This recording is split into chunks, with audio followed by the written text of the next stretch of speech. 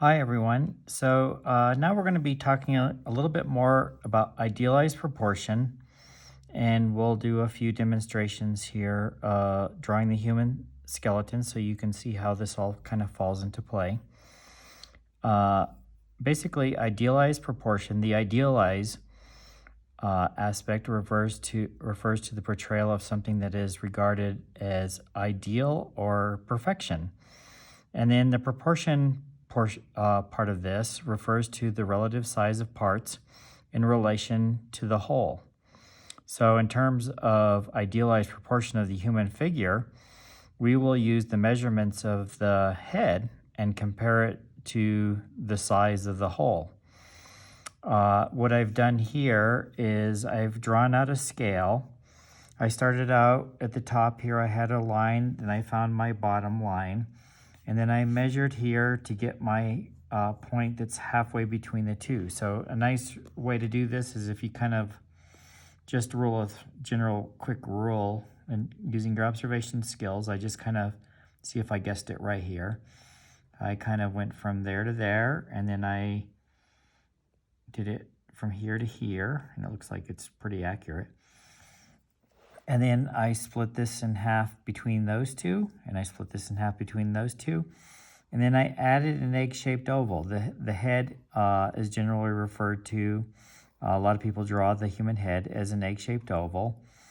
That's how I usually begin my drawings of the human head. So I have, using the 8-head scale, I have the upper torso.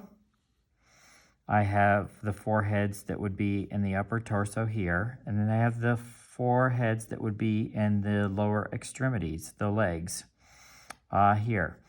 So the halfway point right here would be where the knees would be placed.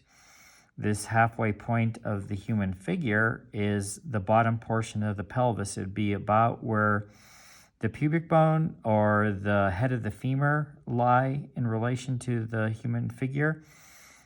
This would be the head, obviously, and the next head will fall right about where the rib cage and the xiphoid process of the rib cage in particular falls. And so that's how we use this 8-head scale, and we'll do several across the page here so you can see how it works. So let's go. Let's start the first one. Let's do a quick gesture here of the skeletal structure of a figure side view. So basically, if it's one head, we're going to come here and we're just going to add the egg-shaped oval, and then we will have the neck, and then the rib cage is going to fall in this section in here. So we're going to do that. If you remember when we were doing that, the cracked egg, we'll do just a very simple variation of that.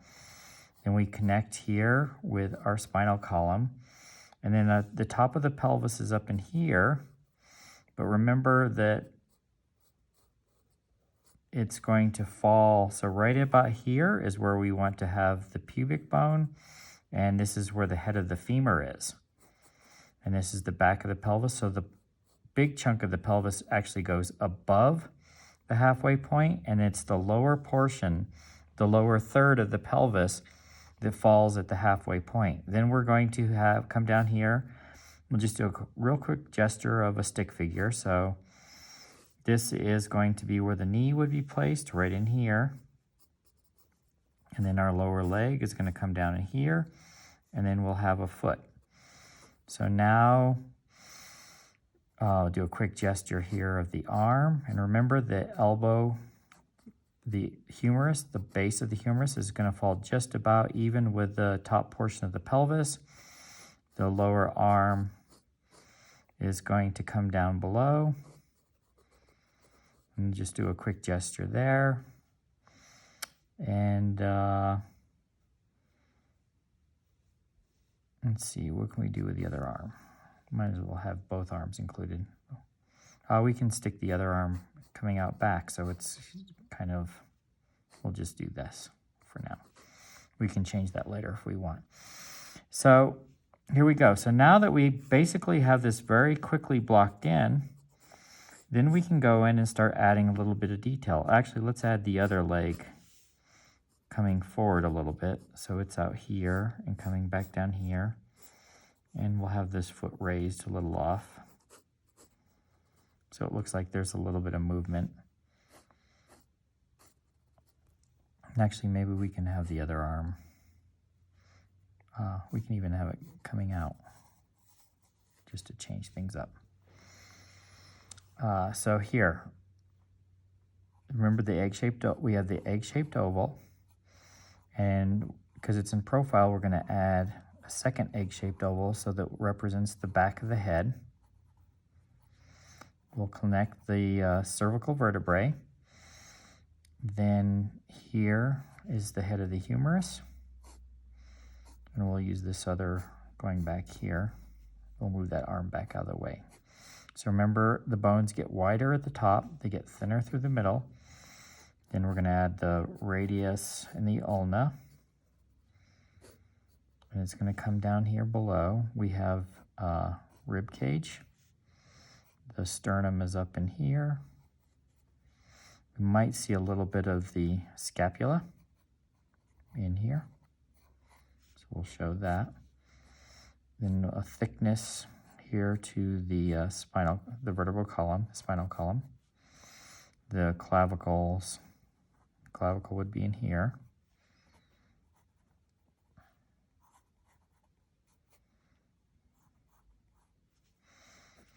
And then we have the sacrum, and we have the pelvis, the iliac portion of it. We'll get into the more precise anatomy here in a few weeks. And then the front of the pubic bone. Then we're going to have the head of the femur coming down here. Then we'll have the back of the femur. Remember, it gets wider as it gets near the joint. And here's the other part of the femur. We have the patella in here. Then we have the tibia. And right here on the outside in here is the fibula. And we have the calcaneus, tibia, and the wedge-shaped portion of the foot. So in here is where we'll have the tarsals and the phalanges and so forth. And then let's just very quickly in here add the other leg. So we have the other femur in here, thicker through there, the patella. We have the tibia, the calcaneus coming out through the back, and the gesture of the foot.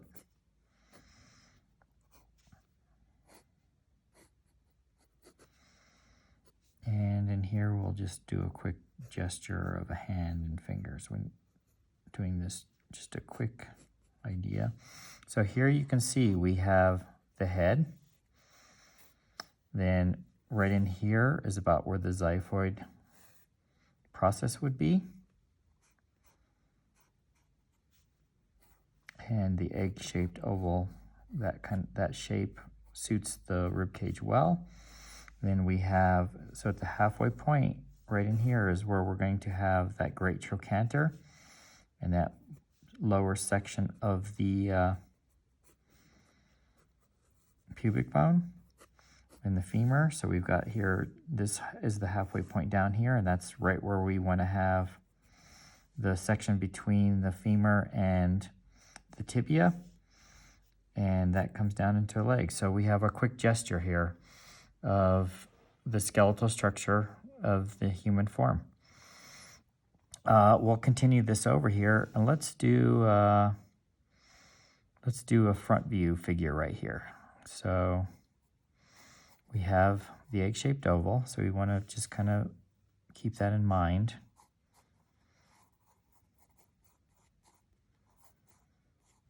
And then we're going to have the rib cage. And right in here is where the xiphoid is, and we'll add our egg-shaped oval.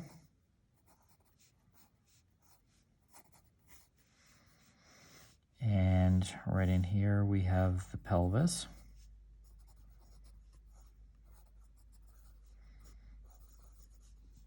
And actually let's have this guy having his weight a little bit on one leg. So we'll just keep in mind how we turn the box. And then so if it's pinched on this side, it needs to be pinched on this side so that we put the weight on this leg. So, and then this leg will carry the most of the weight, and this leg can be slightly bent so it looks more natural. So here we have our vertebral column coming out of the rib cage. Here's our xiphoid process.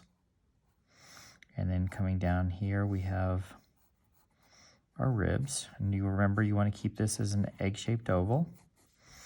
And then we have our clavicles coming up in here. We have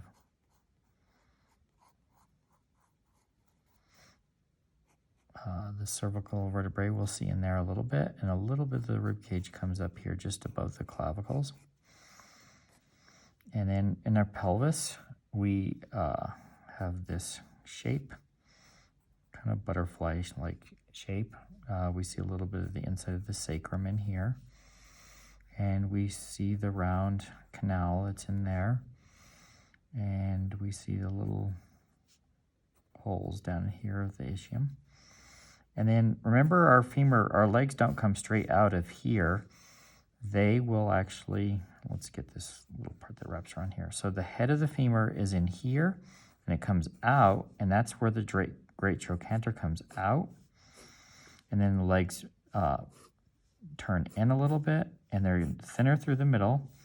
And then coming down here, this is where we want to have our knee. So we have, gets wider in the joint, and then we have the patella in here. And let's do the same thing in here real quick. So thicker through there. And then we have the tibia. And a little here on the outside, we have the fibula. And then we have the wedge-shaped foot. And in here, we have the tibia. The patella would be here in the front. And you see a little bit of the fibula out here, and the wedge-shaped portion of the other foot. And just a little line here. We should add that here so it looks like the feet, it's actually on the ground. You don't want them floating in the air. So we have the lesser trochanter in here, the great trochanter out here, lesser trochanter in here, great trochanter out there.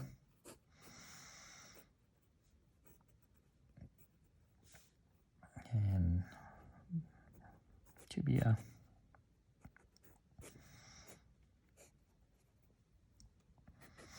And so now we'll add the arm. So in here is the head of the humerus. And remember, right in here is about where we want to have the elbow end. We don't want it, most people do it too short.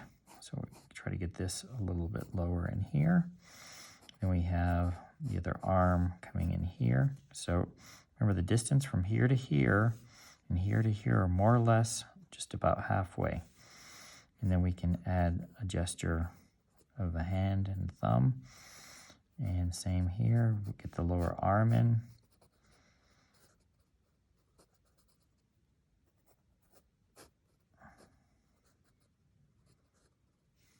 And a gesture of a hand and thumb. And eyes would be at the halfway if we wanted to add that. Nose and mouth. Not necessary to do all this. We're just trying to learn how to use proportion. So if you notice, the legs are now nice and long. Remember, if you're going to be wrong, make the legs and arms too long as opposed to too short. unless, of course, you're trying to draw a dwarf. And now we can go ahead, since we have that in here, let's go ahead and, so we'll have this coming in here. And we'll just have this arm going and back behind there.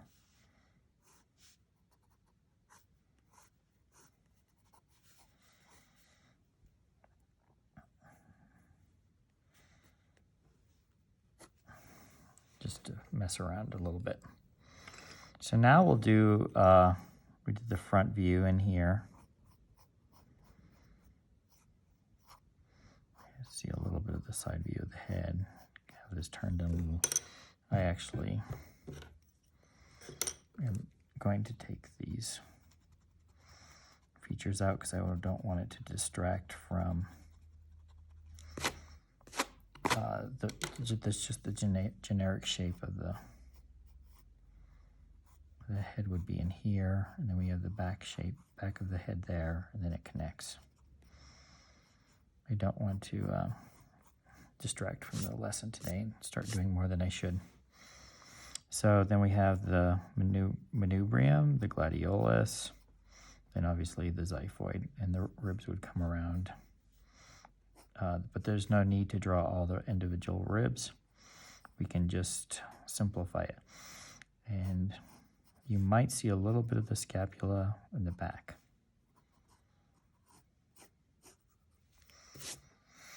Okay, so now let's take the same thing across here and here, and this will be slightly different in the terms of the head. Then we have the rib cage. Right in here, and we're going to do the egg-shaped oval. And we'll have it tilted a little bit this way.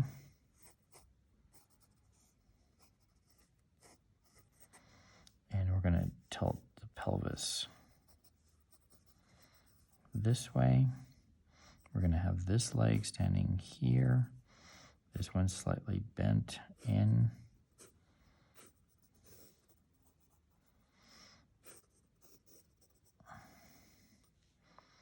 And connect this.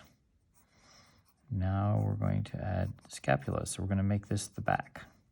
So scapulas are going to come out in here.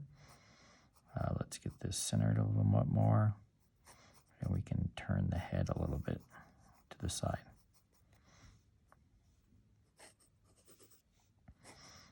Do a quick gesture drawing right here. So now that we have the cervical vertebrae in the neck in here, then we have the occipital portion of the skull. So we have the back view of the skull. Then we see a little bit of the head turned. We'll turn it just ever so slightly. Then we're going to see the back of the rib cage, and we'll draw it as an egg-shaped oval. The spinal column is going to wrap around here. So it's going to come through this area. You don't ever want to have a straight line. The spinal column is sort of an S curve. So it's going to come like this. Then we see the lower ribs in the back, lower ribs in the back here. Then we're going to connect the back with the lumbar vertebrae connected to the back of the pelvis. Then we have the sacrum in here, and we have this portion of the pelvis, coccyx in here.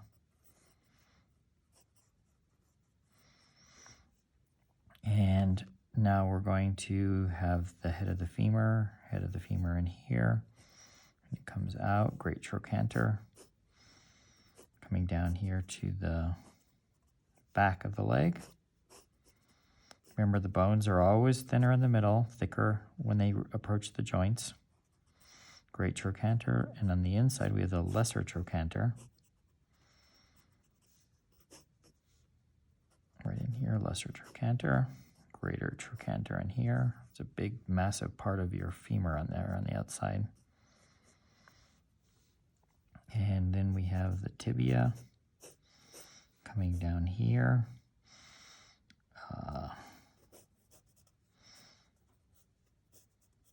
And then we'll have the calcaneus in here and the foot seen from the back view.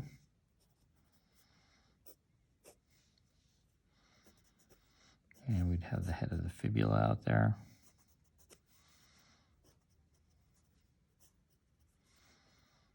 Okay, and then let's add here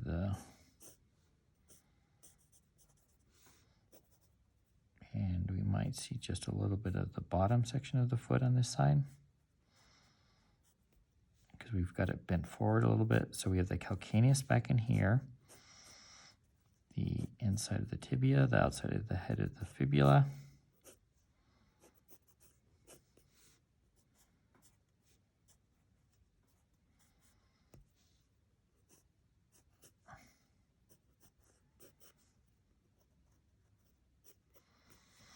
And then we'll get up here to, so we have the scapulas on the side of the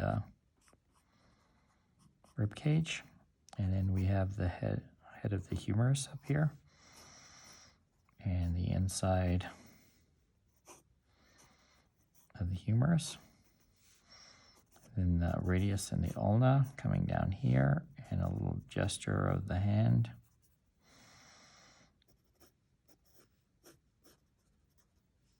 And a little gesture of a hand in here.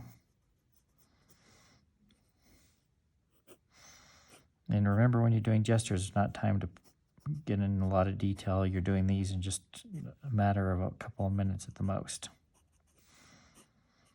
Trying to capture a feeling, a little bit of expression. Just the general character.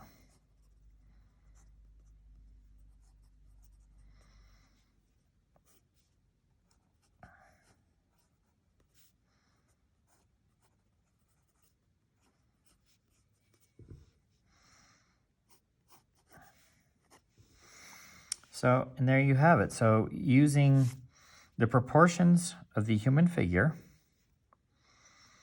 and if we were actually drawing the human figure now, we can go ahead and add the muscles. If you have it in a particular setting, you can add whatever type of drapery or clothes that you want to use, or if it's an athlete, you can put on the uniform and so forth. But no matter how you draw the human figure, you have to have a solid understanding of idealized proportion. And actually, let me put this on a little bit here so that it's on the ground.